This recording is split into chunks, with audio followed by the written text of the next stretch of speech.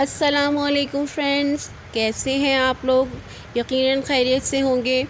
Friends, आज जो मैं रेसिपी लेकर हाज़िर हुई हूँ, मैं बना रही हूँ ईद के लिए अशरफियाँ। और क्योंकि मुझे ईद पे बनाना है मीठे में ज़र्दा, और उसके लिए मुझे पहले से प्रिपरेशन करनी है, तो मैं बना रही हूँ अशरफियाँ। आपको मालूम है अशरफियाँ और दूसरी चीज़ों से भी बनती हैं, जैसे पेठे से बनाई जाती हैं, लौकी से भी बनती हैं और पपीते से भी बनती हैं। आज मैं जो बना रही हूँ वो ये तरबूज़ के छिलकों से बना रही हूँ। ये एक वेस्टेज है और इसको मैं यूज़ कर रही हूँ, और बिल्कुल बाज़ार जैसी बनती हैं। बिल्कुल आप बना के ज़रूर देखिएगा और मेरी रेसिपी को एंड तक ज़रूर देखिएगा।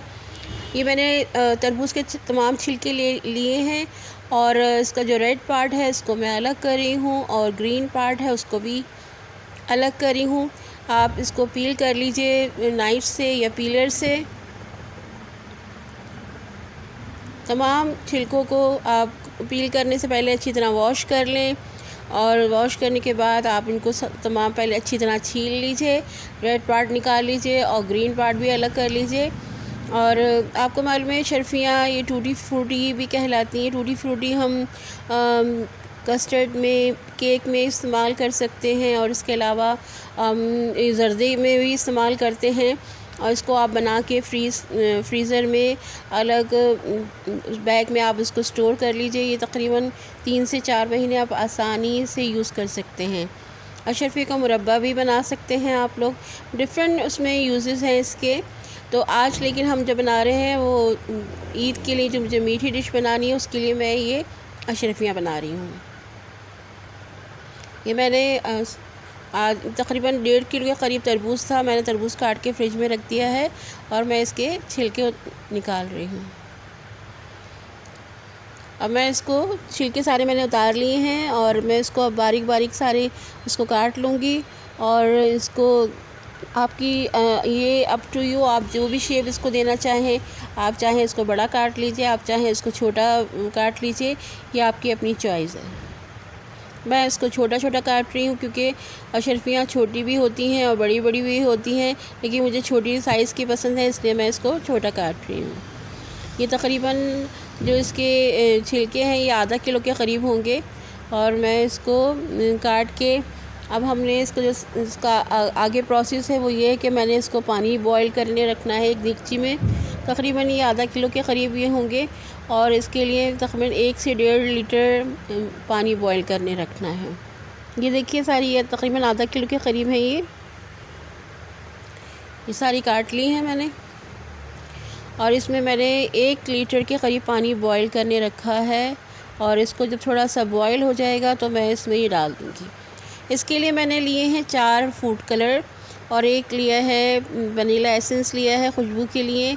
मैंने जो कलर लिए हैं रेड, और ये है वनीला एसेंस है, ये ग्रीन कलर है, और ऑरेंज कलर है, और येलो कलर है।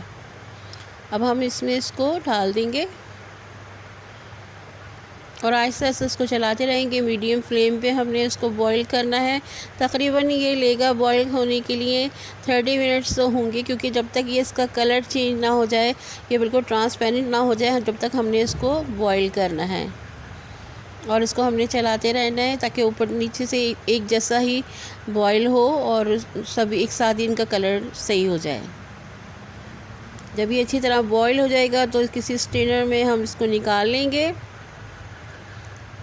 और निकालने के बाद पानी उसको ड्रेन कर देंगे, उसको ड्राई करेंगे, ठंडा होने के लिए इसको रख देंगे।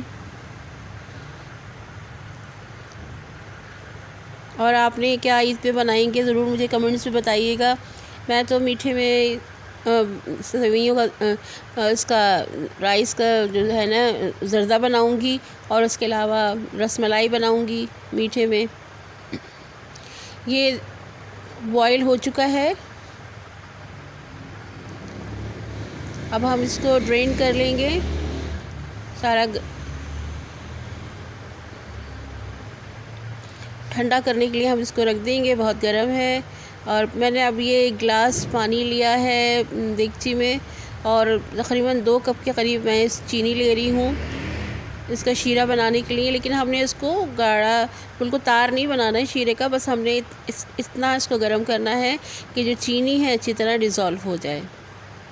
और फिर उसके बाद हम ये जो अशरफियाँ हैं हम इसको इसमें डाल के पकाएंगे ताकि चाशनी जो है इसमें अच्छी तरह से जज़्ब हो जाए और मिठास अच्छी तरह इसमें आ जाए। और उसके अलावा उसका शीरे का पानी रह जाएगा तो वो हम अलग से निकाल लेंगे। तकरीबन हमने इसको 10 से 15 मिनट तक खूब पकाना है ताकि इसकी मिठास इसके अंदर अच्छी तरह हो जाए। और उसके बाद हम इसको छन्नी में निकाल लेंगे और नीचे कोई बाउल ज़रूर रखेंगे ताकि शीरा उसमें जमा हो जाए। शीरे को हमने फेंकना नहीं है। इसको हम बाउल में निकालने के बाद हम इसको स्ट्रेनर पे रखेंगे ताकि इसका जो पानी है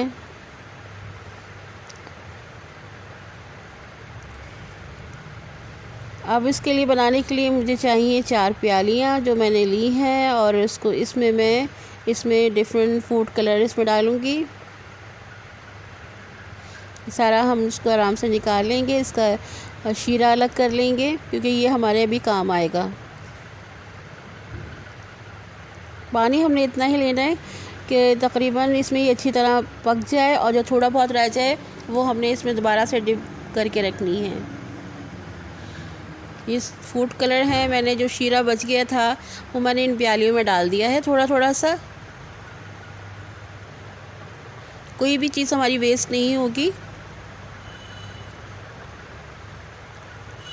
अब हमने जो फूड कलर आपको चाहिए मैंने जो कलर लिए मैंने आपको बताया था रेड, ग्रीन, ऑरेंज और येलो। आपको जो दूसरे कलर आपको पसंद है वो आप ले लीजिए। मैंने इसमें जो साइज़ का मेरा जो स्पून है छोटा वाला प्लास्टिक का, मैंने ये 1.5 के करीब लिया है। और अगर मैं इसमें डाल के देखूँगी कलर मुझे ठीक लगा तो ठीक है, वरना फिर मैं उसके अलावा और भी डाल सकती हूँ कलर। या आपके अपनी चॉइस है। मुझे डार्क कलर पसंद है इसलिए मैं डार्क कलर के लिए इसमें 1.5 मैंने स्पून लिया है। आप इसको डालने के बाद अच्छी तरह इसको मिक्स कर लीजिएगा अलग अलग स्पून से, क्योंकि हम 4 कलर का बना रहे हैं। ये मल्टी कलर के बाद जब मिक्स होंगी तो बहुत ज़बरदस्त लगेंगी मिक्स होकर। और फिर ये गार्निश के लिए जब इस्तेमाल होती हैं तो कलरफुल बहुत ज़बरदस्त लुक देती हैं। अच्छी तरह आप इनको मिक्स कर लीजिए और मिक्स करने के बाद तकरीबन आपने इसको 6 से 7 घंटे इसी में डिप करके रखना है, कवर करके। ऊपर से आप प्लास्टिक से कवर कर लीजिए और ताकि ये सारे मिठास और कलर ये अच्छी तरह से पक्का कलर हो जाए इसमें। 6 घंटे आपने लाजमी इसको रखना है ऐसे, इसको शीरे में डिबोकर और कलर में डिबोकर 6 घंटे। उसके बाद हम इसको जब अच्छी तरह 6 घंटे के बाद हम इसको स्टेनर पे या छन्नी पे, जो भी आटा छानने वाली छन्नी है या वैसे आपके पास कोई स्टेनर है तो आप उसमें इसको निकाल लेंगे अलग अलग। और ताकि उसको फिर और नीचे यकीनन कोई बाउल रखेंगे क्योंकि ये कलर इसमें ज़रूर निकलेगा, पानी इसका जितना भी है शीरा वो ज़रूर इसमें से निकलेगा, तो आपने रख लेना है। और मैं स्टेनर पे इसको रखती जा रही हूँ। ये मुझे राइस छानने, जो राइस बॉईल करने के बाद जब छानते हैं तो ये छन्नी मैंने ली है उसकी। आप चाहें तो आटा छानने वाली छन्नी भी ले सकते हो।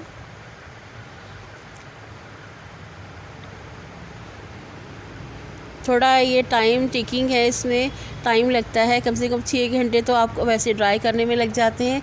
फिर इसको आपने ओवरनाइट इसको रखना होता है और जब ओवरनाइट रखते हैं तो सारा पानी नीचे खुश्क हो चुका होता है।